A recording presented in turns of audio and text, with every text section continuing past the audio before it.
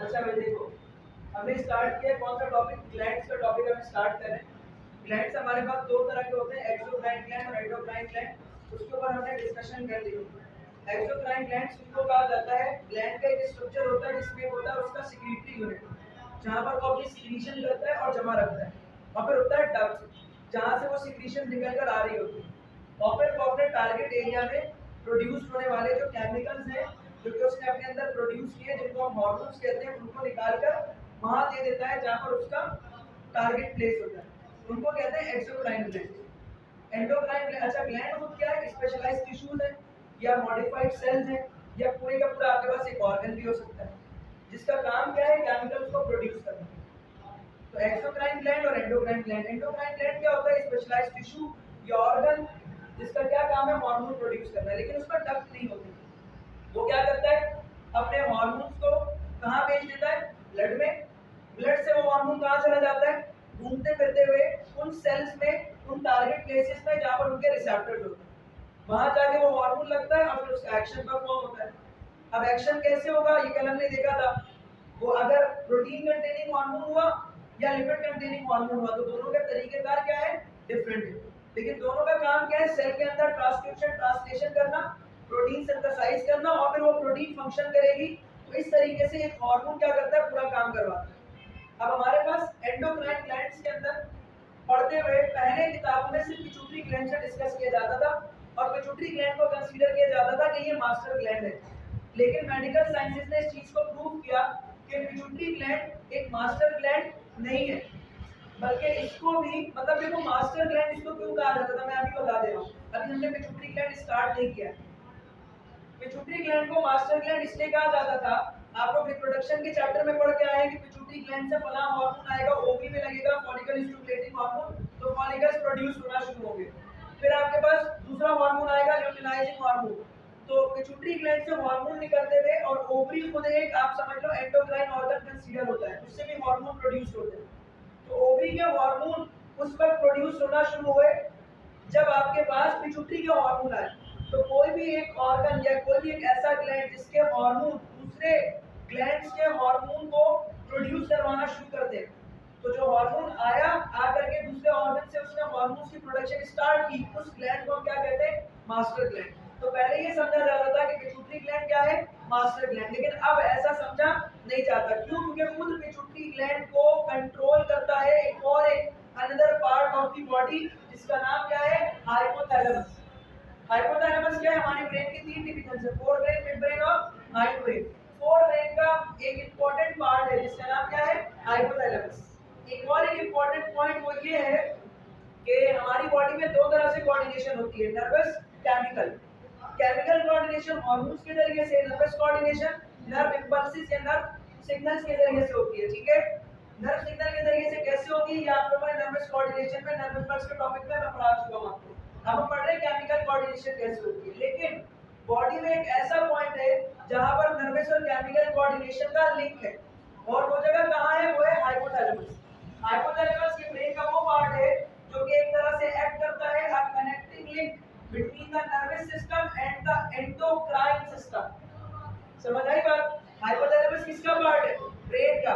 Brain का क्या function है, नर्वस कोऑर्डिनेशन। और पिट्यूटरी ग्लैंड जो आपके पास है, इसका क्या काम है, एंडोक्राइन फंक्शन। तो एंडोक्राइन फंक्शन का मतलब बॉडी में केमिकल कोऑर्डिनेशन करेगा, और ब्रेन क्या काम करता है, नर्वस कोऑर्डिनेशन करता है। तो नर्वस कोऑर्डिनेशन करने वाला ऑर्गन और केमिकल कोऑर्डिनेशन करने वाला ऑर्गन आपस में लिंक्ड है। तो इसको लिंक कराने वाला ब्रेन का कौन सा ऑर्गन है, हाइपोथैलेमस। बेसिकली हाइपोथैलेमस से कुछ हार्मोन्स, सॉरी बेसिकली जो हाइपोथैलेमस है उसके कुछ न्यूरॉन्स के फाइबर्स आकर के कहां पर लग रहे होते हैं बेटा, पिट्यूटरी ग्लैंड के अंदर। और पिट्यूटरी ग्लैंड में कहां पर, पिट्यूटरी ग्लैंड की जो ब्लड सप्लाई हो रही होती है वहां पर वो अपनी सीक्रेशंस छोड़ रहे होते हैं। हाइपोथैलेमस में कुछ केमिकल्स प्रोड्यूस होते हैं, जो केमिकल्स इन न्यूरॉन्स के जरिए से ट्रांसफर होकर कुछ सीक्रेशंस है जो कि कहां पर आ रही होती है, पिट्यूटरी ग्लैंड में। जिसके बाद पिट्यूटरी ग्लैंड एक्टिवेट होता है, जो कि हमने यहाँ पर लिखा है कि हाइपोथैलेमस में कौन सी सेल्स है बेटा, they are the neurosecretory sales.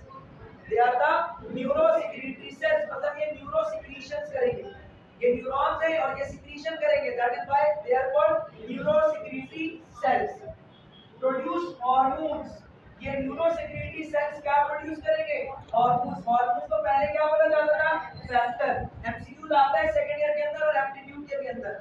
ये hormones were previously called as what? Previously called as factors which regulate the release of hormone from anterior pituitary। Hypothalamus से हार्मोन आएंगे, हाइपोथैलेमस से न्यूरोसिक्रीटरी सेल्स फैक्टर्स प्रोड्यूस करेंगे, जिन factors के आने के बाद pituitary gland activate होगा और पिट्यूटरी ग्लैंड से सिक्रीशंस निकलना शुरू होंगी।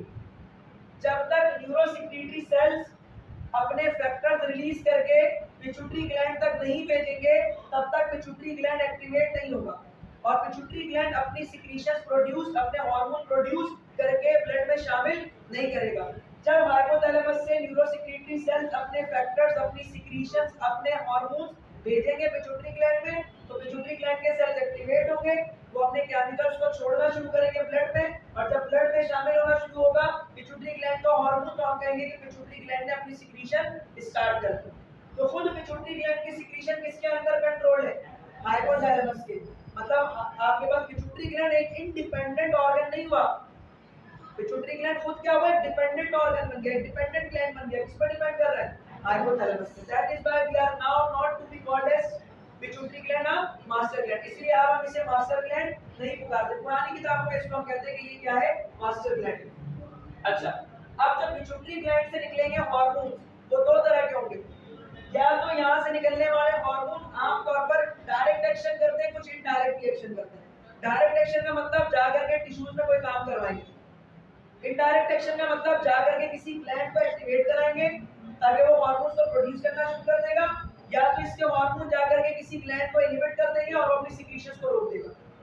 जैसे आपने पढ़ा था एफएसएच इंक्रीज होता है, फिर एलएच क्या करता है? जाकर इनहिबिट करता है।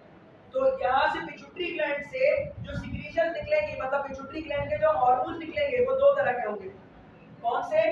या तो स्टिमुलेटिंग हार्मोन या तो इनहिबिटिंग हार्मोन। अगर यहाँ से कोई स्टिमुलेटिंग हार्मोन निकल रहा है तो वो जाकर बॉडी के किसी ना किसी एरिया में स्टिमुलेशन कराएगा और वहां से हार्मोन की प्रोडक्शन स्टार्ट कर देगा। और अगर इनहिबिटरी हार्मोन है तो वो क्या करेगा? पिट्यूटरी ग्लैंड से इनहिबिटरी हार्मोन निकलेगा और बॉडी में जाकर के कहीं ना कहीं किसी ना किसी फंक्शन को इनहिबिट कर देगा।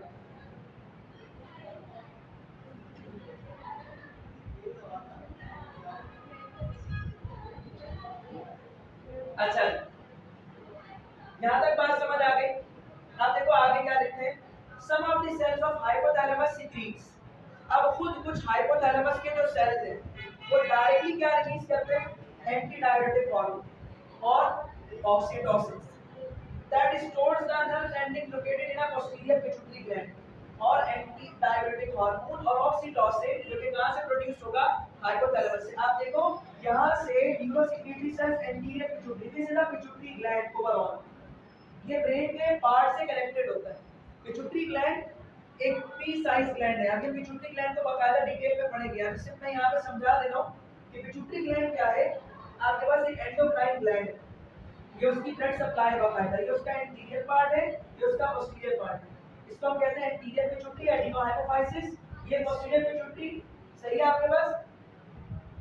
ये देखो आर्टरी से ब्लड सप्लाई हो रही है एंटीरियर पिट्यूटरी, और ये आर्टरी से ब्लड सप्लाई हो रही है पोस्टीरियर पिट्यूटरी, सही है भाई। और ये वेन से आपके पास जहाँ से डीऑक्सीजनेटेड ब्लड निकल के बाहर आ जाएगा, तो बाकायदा प्रॉपर ये ऑर्गन है जिसको सप्लाई हो रही है ब्लड।